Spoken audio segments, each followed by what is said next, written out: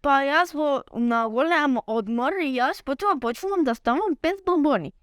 И потоа почнувам да го пијам, но ми излета од уста.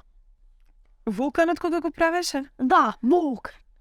Тоа беше многу интересен момент кога он експериментира во Кока-кола без бомбончиња и така стана во вулкан И после хаос. После гарите трчаат по кики, трчаат по наставничката. После си рекол да не правам веќе хеми, но убава си хемијата е убава. Не е ли? Да. А особено која хемија е најубава?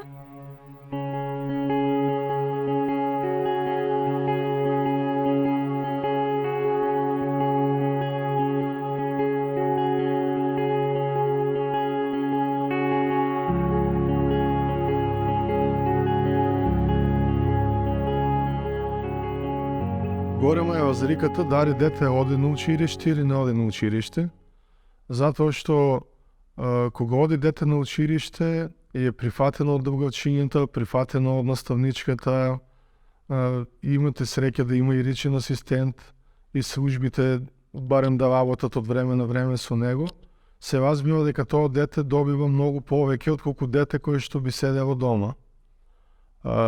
Самата социализација што ја добива детето, значи,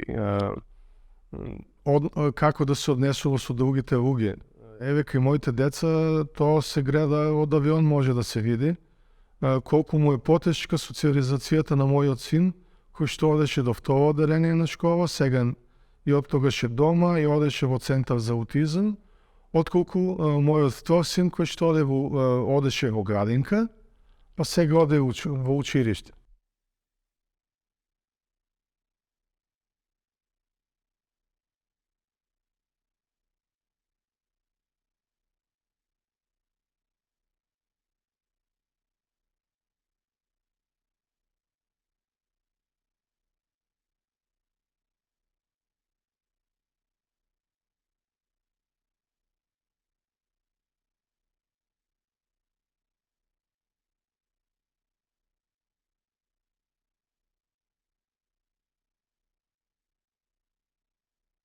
Тоа што мира да сега ме научаше во се сум као посумите да се расе мајра че кам дојувам не ве накан прит што мир јарен се дома се кан прит што мир edhe prej domethënë edhe prej nxënësve shumë e kanë pritën në atë klasën në kashti tash jara shumë domethënë jam i kënaqur deri tash. Normal se për mua është ma lehtë se tash edhe mujtë mbezon edhe me punë tjera me krije derisa të jetë jara këtu. Se kur ishna domethënë shkop dhe ndina u deshke me unë tan ditën me upën me jarën se u deshke argjime kam pasën ndan edhe punë jo s'mujshëm as me bonue. Значи овие 2 години од кога се трансформиравме како основно училиште со ресурсен центар, имаме повеќе случаи на ученици кои што се подготвени, кои што своето образование го почнуваат во нашето училиште, на тој начин се подготвени понатаму да го следат образованието во редовниот образовен систем. И тоа ми е навистина драго, затоа што сме постигнале некоја цел до која што имаат покажано резултати. Правото на образование генерално е многу важно право, воопшто во развојот на секоја личност, вклучително и во развојот на децата со повреđеност. Уште Конвенцијата за правата на детето зборува за создавање на услови за остварување на право на образование на секое дете на еднакви можности, односно без дискриминација, без сегрегирање или без давање можност некому повеќе, некому помалку.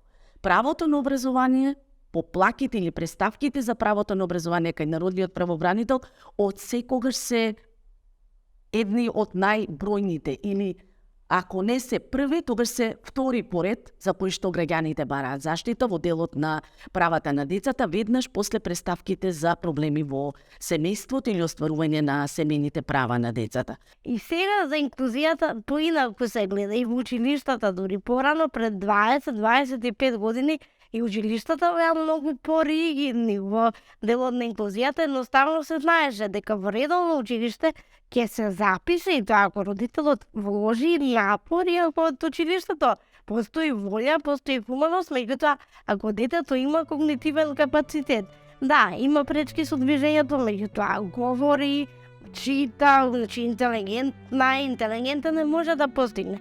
А за деца со потешки засегања како аутистичен спектар, како интелектуална попреченост, не ни стануваше збор. Тие деца онеа во посебните училишта без никаков коментар. Сега ни државата тука направи многу и вие сите и останати здруженија со кампањи, со сето тоа, што не се плашите да го запалите црвеното светло алармот да кажете чекајте, има многу работи во државата, меѓутоа има и една група на луѓе кои што се малку заборавени. Ние имавме исклучително голема среќа да многу рано во текот на неговиот развиток утврдиме, увидиме дека тој отстапува од очекуваниот развој.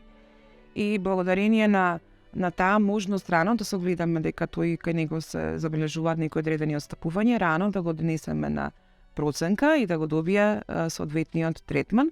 Нашите почетоци беа исклучително тешки.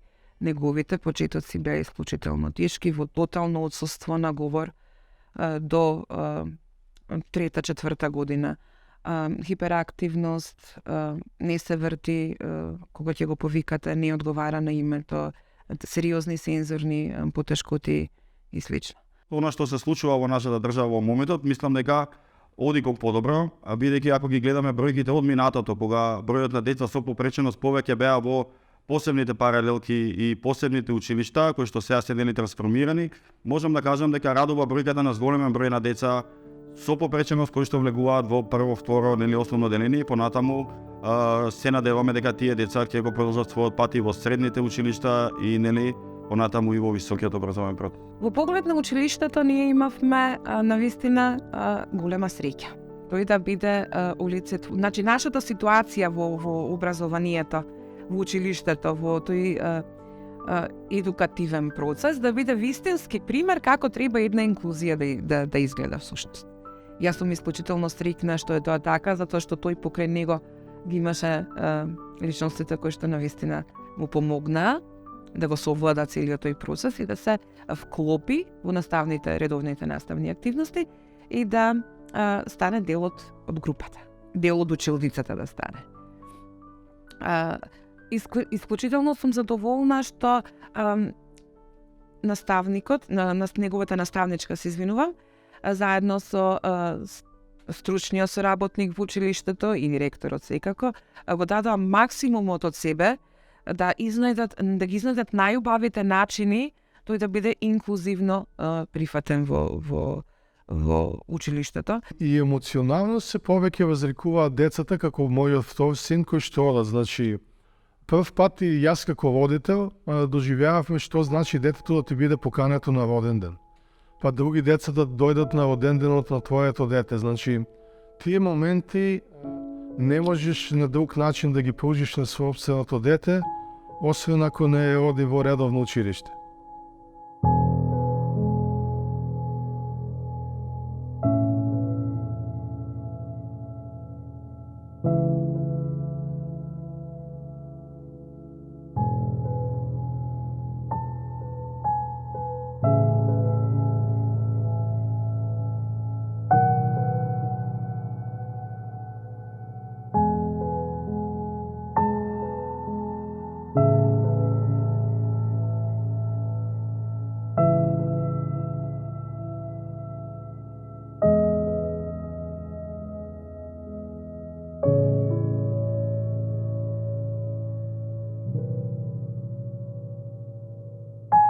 Пристапноста на училиштата генерално е застаната во некои архитектонски бариери, посебно за училишта кои не се реконструирани 50 и повеќе години. Исто ќе видите скали кои што нема гелендер, за лифтови да не зборуваме. Треба да се променуваат училиштата, да се направат дури држачи по ходниците, лифтови, пак ќе речам гелендери, секаде мора да има. Не може да гледаме скали без гелендери. Не може така тоа да се остави. Јас разбирам, училиштето е старо, има и некоја патина во тие стари градби, меѓутоа не се пристапни. Сега кога зборуваме за тоалетите, во ниедно училиште, барем јас немам сретнато каде што има тоалет за лице со посебни потреби, за ученик со посебни потреби. Па најчесто тоа е или го носи сега поновно време образовниот асистент да го придружи, или пак родителот, или пак дури и детето не ги обавува физиолошките потреби додека е во училиште, затоа што не може, како ќе се влее, како понатаму ќе се увлече и така натаму, пак ќе се за некои овие работи може би се чинат банални, затоа што ги завршува автоматски, без никаква пречка. Меѓутоа, за човек со попреченост, буквално тоа е се. Има повеќе фактори. Едниот фактор е пристапноста на самите училишти згради и неприлагоденоста на училниците и на образовниот материјал кој што се користи во самата настава. Тоа е едното. Мислам дека тоа е понесниот фактор кој што може да се надмине, бидејќи не е многу тешко да изградите пристап до зградата, внатре во зградата, да ги адаптират училниците и просториите за да можат учениците со попреченост да учат. Мораме да спомнеме дека Министерството за образование и наука ги образува училиштата при секој реновирање или при секоја адаптација на училиштата мора да имат проектно предложени соодветна физичка пристапност на овие ученици. Значи, веќе не само што е свеста на високо ниво, туку веќе и активностите, сите активности на конкретните министерства, пак ќе кажем фронтално, одат во правец на подобрување на целата таа инклузија и во образованието и во општеството на учениците, децата и лицата со попреченост.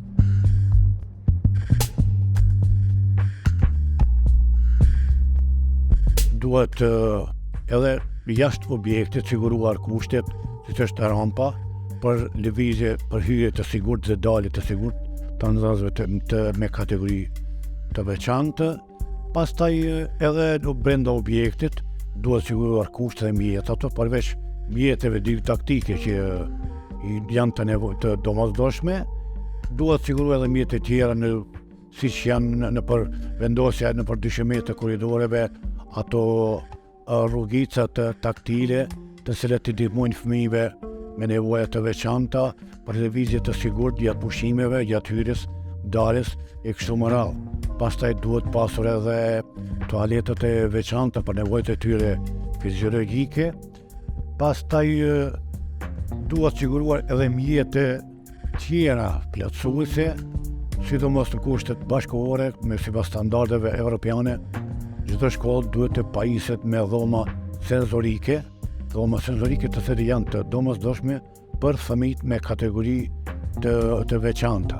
Mendoj se gjitha këto do t'i ndihmonin dhe do t'i kontribuonin fëmijëve të kategorisë të tillë që ata të ndihen më të sigurt dhe të ndihen të barabartë në shkollë dhe të ketë gjasje, domethënë në mjedisin inkluziv këtu në shkollë.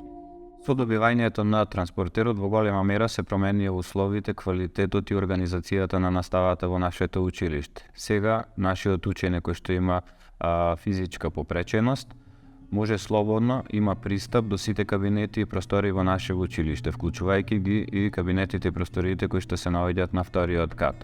Со добивањето на транспортерот исто така добивме многу и во квалитетот и организацијата на наставата, затоа што претходно организацијата на наставата се вршеше според потребите на нашиот ученик, односно само на првиот спрат, а сега воведивме и кабинетска настава, вклучително движење на учениците од кабинет во кабинет, со што добивме поголем квалитет на работата на наставниците и целосно образовниот процес.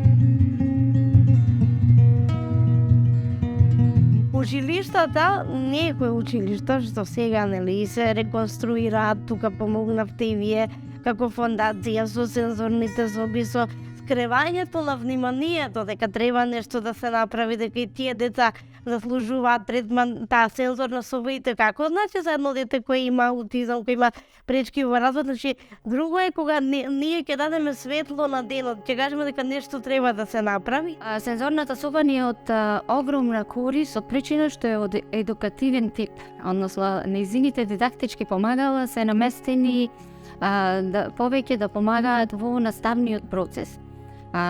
Има дел кој подсетува на училница, со бела табла магнетна која што е, има исто така магнетни букви и бројки и учениците многу полесно учат, сите ученици, не само учениците со попреченост, кога манипулираат со рацете. Не само да имаат визуелни дразби, аудитивни, туку и манипулативни дразби, кинестетички повеќе останува во меморијата. Некои од учениците сакаат да влезат во катчето за смирување, тоа е на којчичка која што е темна и на незиното прозорче се гледа сензорна туба, а внатре ни стои и сензорното кевенце кое што е тешко и кое што делува доста смирувачки и релаксирачки.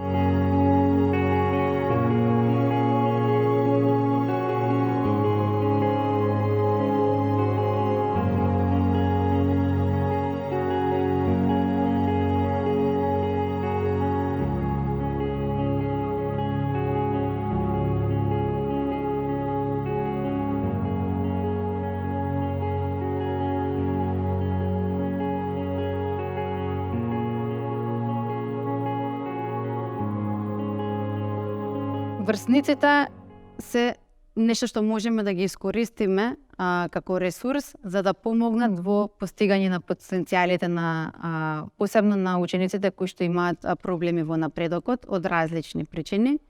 Значи врсниците се секогаш оние кои што на детски начин можат да пристапат и да им помогнат на учениците.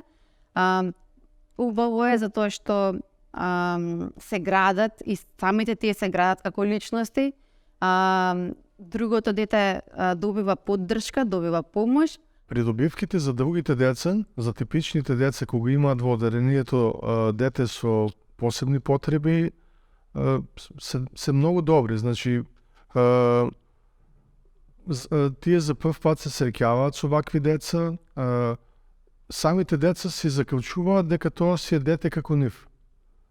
Обично предразсудите се кај возрастните, кај децата нема предразсуди, особено ако уште во прво одделение почнат да учат со дете со посебни потреби, тие потоа си го прифаќаат како свој. Значи, го нема тоа што го има кај повозрастните. Така што еве едно од ученичките кажа дека она кога ќе порасне сакава да биде логопед, за да помага на децата како некоја што има проблем со зборувањето. Значи, дури поттики представува. Учениците се во суштина најголемата поддршка на своите соученици, бидејќи тука ученикот со попреченост добива чувство на припадност на групата, дека припаѓа во еден дел во нашето општество и дека е исто како нив, дека не забележува разлики од себе си.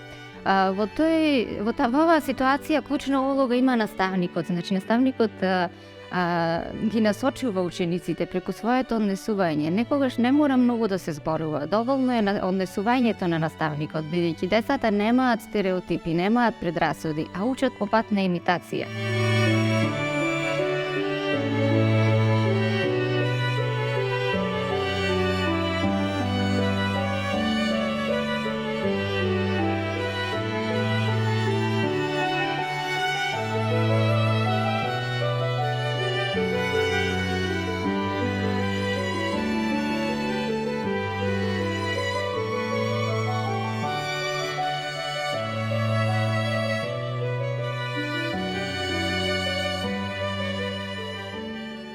Не можем во моментот да кажеме дека 100% од училиштата се подготвени, со оглед на тоа што имаме училишта и во градските урбаните средини, но и во руралните средини, но сме доста задоволни бидејќи свеста се развива се повеќе, капацитетите на училишта се зголемуваат, се прават се повеќе потреби за инклузивни игралишта, за сензорни соби, за дообука на наставниците.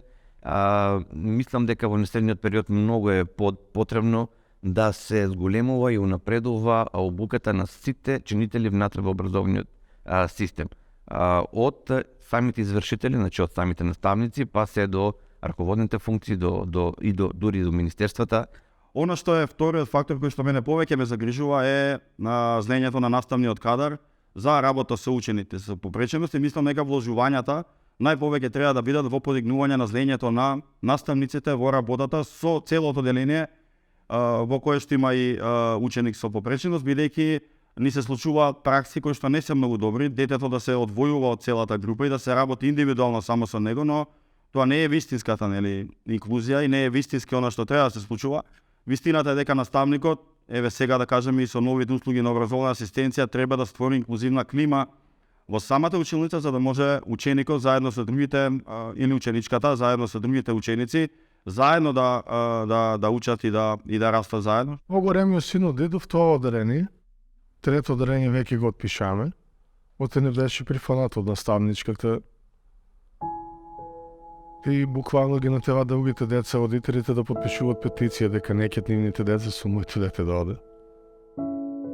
Има некогаш и отпор од наставниците, например, кога во оделението ќе им се падне, така речено, ученик со посебни потреби, тоа го кажуваат родителите, каде што сурово ќе им се каже, па не можам јас да работам со него, па дали е можеби подобро да учи во специјално училиште, па како, па што? Она што е така многу важно е да се вложи и во високото образование кој продуцира наставен кадар, значи таму да се видат курикулумите, што тие студенти учат и како доаѓаат подготвени од факултетот во наставата и мислам дека треба да се интервенира и таму, бидејќи да добиваме наставници кои што нели веќе имаат некакви презнања во делот на инклузивно образование и работа со ученици со попреченост. Следната поддршка која што планираме да ја дадеме на наставниците во општинските основни училишта е со практични примери за работа со ученици со попреченост. Сметам дека тоа е навистина голема потреба и истата да биде во координација со образовниот асистент. Ние како наставници треба да имаме поддршка од самите училишта како институции, од родителите, затоа што всушност ние сите сме сојузници во истата работа, значи и родителите и училиштата, па реално и бирото и инспекторатот, сите имаме иста цел. Сите се движиме кон тоа да ги видиме нашите ученици среќни и успешни. И сите се грижиме за унапредување на образованието. Така да што сме сојузници, значи сите треба меѓусебно се поддржуваме.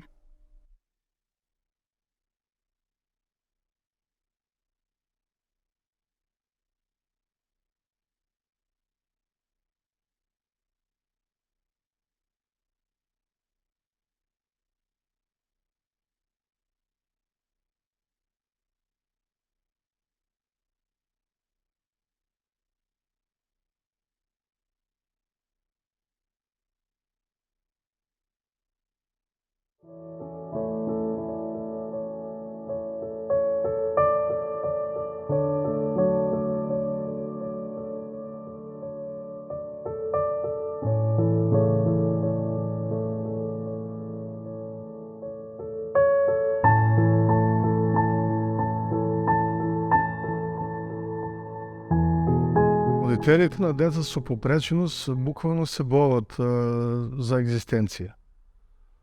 Затоа што еве и кога фамилијата е со татко и мајка, значи со двајцата родители, обично едниот родител не работи за да се грижи за детето. Од еве и да е инклузивано детето, ќе биде инклузивано 4-5 часа. За тие 4-5 часа никој нема да ти даде да работиш.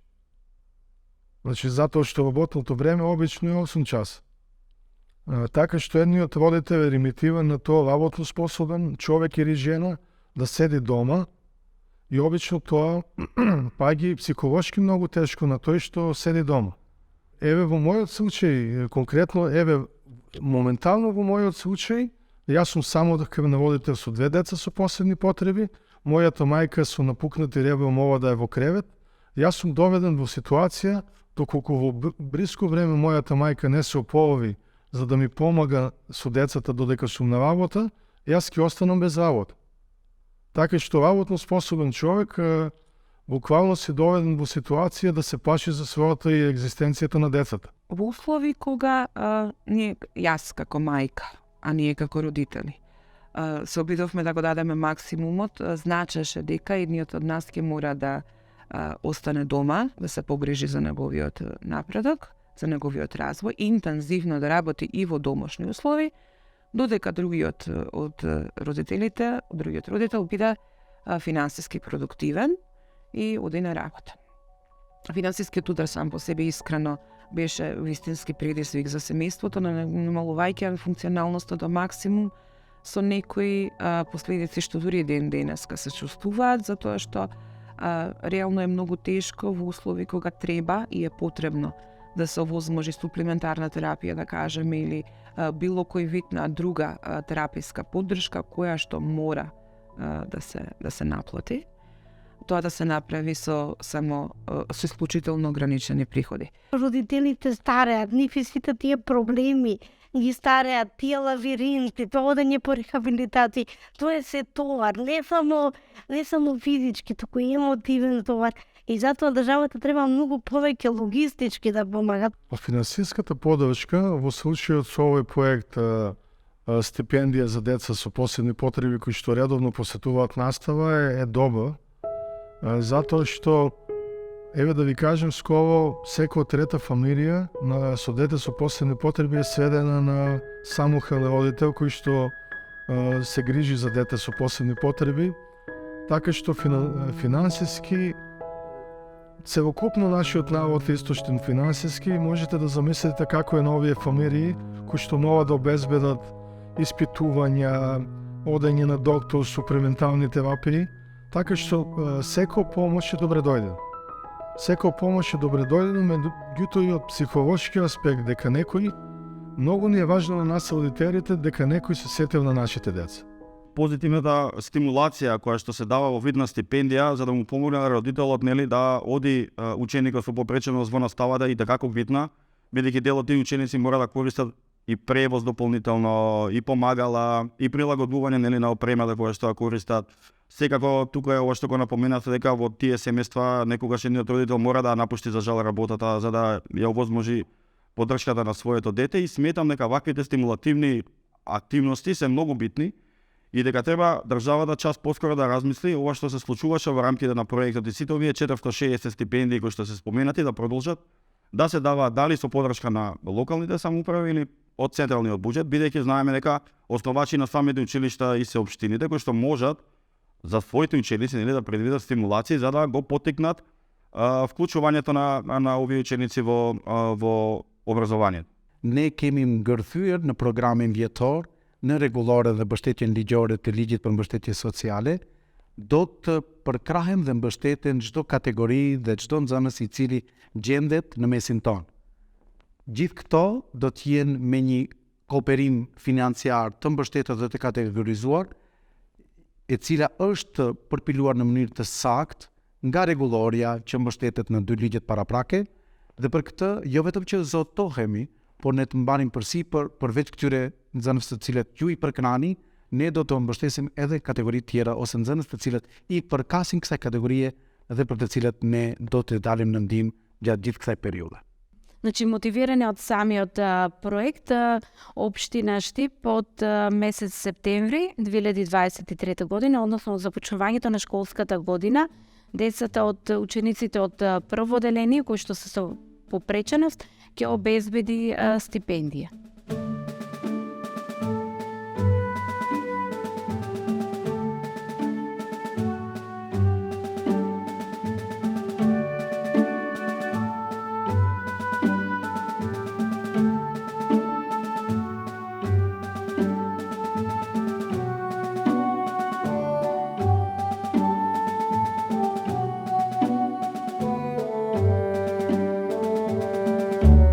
Најмногу уживам во цртањето.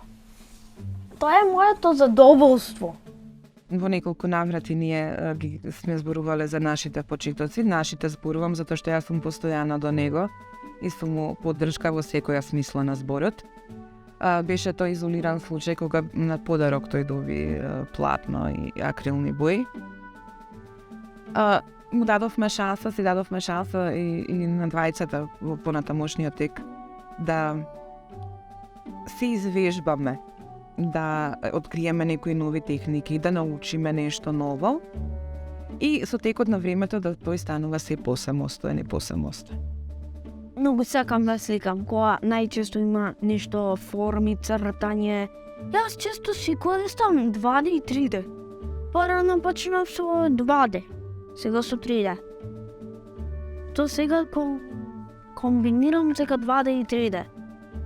И тоа го правиме со акрилни, односно со темпера, со водени, со фломастери, со колажа ако имаме, со мрз, со пастелни бои, со дрвени бои, дури и молив.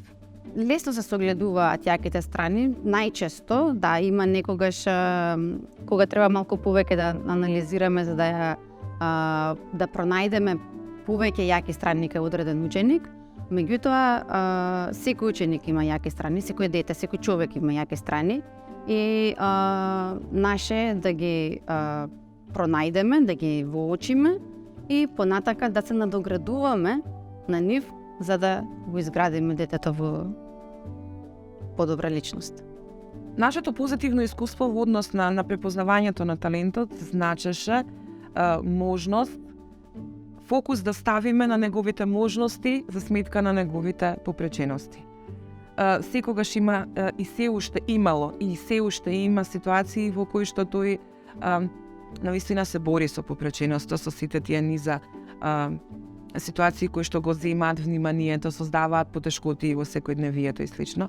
Меѓутоа, имавме неверојатна среќа да го најдеме, да го пронајдеме овој негов талент, да се држиме за неговата, за среќата што тој ја носи во неговиот живот, да му посветиме максимално внимание и да се покажеме на нас самите, на нашите блиски, на нашето семејство и на општеството наше, дека можеме, дека Филип е многу повеќе од дете со аутизам, дека Филип е многу повеќе од попреченост, дека тоа дете може со соодветна поддршка да направи вистинско чудо.